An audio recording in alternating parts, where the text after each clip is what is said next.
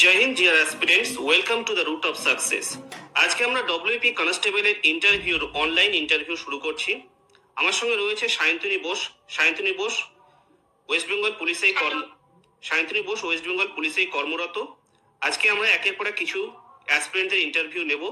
তোমরা যদি ইন্টারভিউ দিতে চাও অবশ্যই এই হোয়াটসঅ্যাপ নাম্বারে আমাকে হোয়াটসঅ্যাপ করতে পারো। স্যার, ম্যাম ভেতরে আসতে পারি কি আমি? হ্যাঁ, আসুন। আচ্ছা, আপনার নাম কি? স্যার, আমার নাম রবীন্দ্র সরকার। কোথা থেকে আসছেন আপনি? স্যার, আমার বাড়ি জলপাইগুড়ি জেলার ময়নাগুড়ি থানার উত্তর খাগড়াগুড়ি গ্রামে। ময়নাগুড়ি থানা। আচ্ছা, আপনি কি জানেন ময়নাগুড়ি থানাটা আইসি থানা না ওসি থানা? স্যার, এটা আমার জানা নেই। নিজের থানার এলাকা তো বড়বাবুর নাম জানতে হবে। আপনি পুলিশ ডিপার্টমেন্টে আসছেন, জানা উচিত তো, হ্যাঁ স্যার। জেনে নেবেন। আচ্ছা, আপনি কোন পদের জন্য আজকে ইন্টারভিউ দিতে এসেছেন জানেন সেই পদটার নাম? হ্যাঁ স্যার। বলুন। Sir, constable. কনস্টেবলকে ইংরেজিতে বানান করুন তো।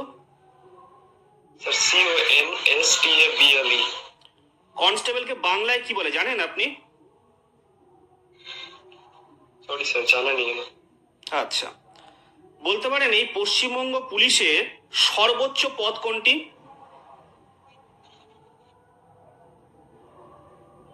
Sir, DGP। DGP, very good. এই ডিজিপি পদে বর্তমানে কে আছে আপনি জানেন? সরি স্যার, জানা নেই। আচ্ছা, আপনার লাস্ট কোয়ালিফিকেশন কি আছে? স্যার, স্নাতক।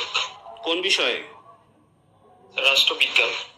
রাষ্ট্রবিজ্ঞান। আচ্ছা আচ্ছা, আমাদের ভারতীয় সংবিধান যে লাগু হয়েছিল সেটা কত তারিখে আর কত সালে?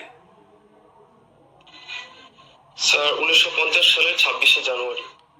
আচ্ছা, আর সংবিধান গৃহীত কত সালে হয়েছিল তারিখ? স্যার, 1949 সালের 26শে নভেম্বর। আচ্ছা, তা আপনি কত সালে গ্রাজুয়েশন কমপ্লিট করেছেন? স্যার, 2022। 2022 থেকে 2026 এই 4 বছর আপনি কি করছিলেন? স্যার, প্রথম 2 বছর আমি পোস্ট গ্রাজুয়েশনের জন্য চেষ্টা করেছিলাম। এরপর যখন সেখানে হয়নি, তারপর থেকে আমি এই প্রতিযোগিতামূলক পরীক্ষার জন্য চেষ্টা চালিয়ে যাচ্ছি। আচ্ছা আচ্ছা, আপনার জলপাইগুড়ি জেলা বলতে পারবেন কোন প্রশাসনিক বিভাগের অন্তর্গত? Sorry sir. ভারতবর্ষে যে কোনো 5 জন রাজ্যের মুখ্যমন্ত্রীর নাম বলুন। Sir, Pema Khandu,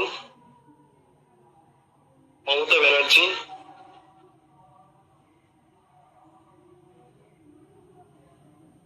sorry sir, মনে করতে পারছি। দিল্লির মুখ্যমন্ত্রীর নাম কি জানেন না? স্যার, রেখা গুপ্ত। তাহলে জানেন তো, বলছেন না কেন? বিহারের মুখ্যমন্ত্রীর নাম কি? স্যার, নীতিশ কুমার। তাহলে বললেন না কেন? আপনি জানেন তাহলে। ম্যাডাম প্রশ্ন করতে পারেন। আচ্ছা, রবীন্দ্র, আপনি একটু নিজের সম্পর্কে আমাদের বলুন, মানে পড়াশোনার বাইরে আপনি কেমন, আপনার হবিস, প্যাশন এসব নিয়ে একটু বলুন। ম্যাম, আমি পড়াশোনার বাইরে ক্রিকেট খেলতে পছন্দ করি। এছাড়া আর সেরকম কোনো কিছু হবি নিয়ে আমার।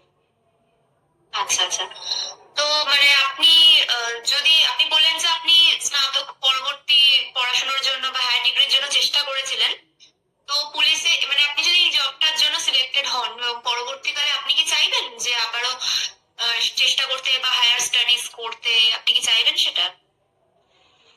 স্যার, সরি ম্যাম, আমি না, পরে আর এর বাইরে আর চেষ্টা করবো না।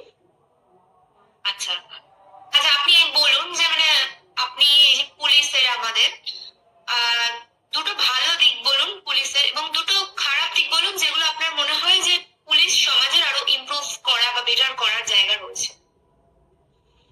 স্যার, ভালো দিকগুলো হলো যে পুলিশ সমাজে আইন শৃঙ্খলা রক্ষার স্বার্থে খুবই দায়িত্ব এবং কর্তব্যপরায়ণ ভাবে কাজ করে থাকে, এবং তাদের যে নানা ধরনের প্রকল্পগুলি রয়েছে, যেরকম ট্রাফিক রুলের ক্ষেত্রে, তারপর এইসব ক্ষেত্রে মেনলি ভালো দিক রয়েছে। এছাড়াও খারাপ দিক বলতে যে পরে বল। আচ্ছা, আপনার আপনার বাড়ি যেহেতু নর্থ বেঙ্গলে, তাই তো আপনার বাড়ির ওখান থেকে তো পাহাড় খুব কাছে। তো আপনি কি আপনি ওখান থেকে মানে পাহাড়ের কোন কোন জায়গা ঘুরেছেন? এরকম কিছু জায়গার নাম বলুন আমাদের।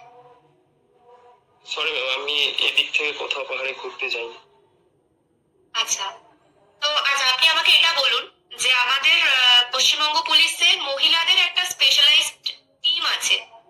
আপনি কি সেটার নাম জানেন? মানে কনস্টেবল র্যাঙ্কেরই কিন্তু একটা স্পেশালাইজড টিম আছে, আর যারা ঘুরে ঘুরে আইন শৃঙ্খলা রক্ষার কাজ দেখেন। আপনি কি সেই সম্পর্কে কিছু জানেন?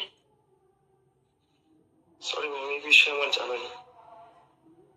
আচ্ছা আচ্ছা, আপনি মানে পশ্চিমবঙ্গ পুলিশের কোন স্পেশাল ফোর্সের নাম বলতে পারবেন আমাদের, যে কোনো দুটি, যারা কনস্টেবল র্যাঙ্কেরই কিন্তু স্পেশাল ফোর্সের অংশ? ম্যাম, এই মুহূর্তে আমার মনে পড়ছে না। আচ্ছা, ঠিক আছে, ওকে। আচ্ছা, আপনার নামটা কি বলেন? রবীন্দ্র সরকার। রবীন্দ্র সরকার। আচ্ছা, আপনার নামে দুজন মনীষীর নাম বলুন আপনার নাম দিয়েই। স্যার, রবীন্দ্রনাথ ঠাকুর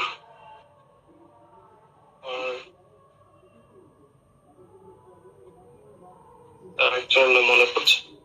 আচ্ছা, ঠিক আছে। আপনি কোন পুলিশ জেলার অন্তর্গত জানেন? স্যার, আমি জলপাইগুড়ি জেলার। জলপাইগুড়ি পুলিশ জেলা আছে, জানেন তো? শিওর? না স্যার, এই মুহূর্তে আমার ঠিকঠাক মনে হচ্ছে। আচ্ছা, আপনাদের এলাকার এসপি সাহেবকে জানেন?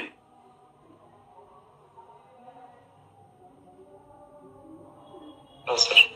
আচ্ছা আচ্ছা, আপনাদের উত্তরবঙ্গে অন্তত দুটি দর্শনীয় স্থান আমাদের বলুন।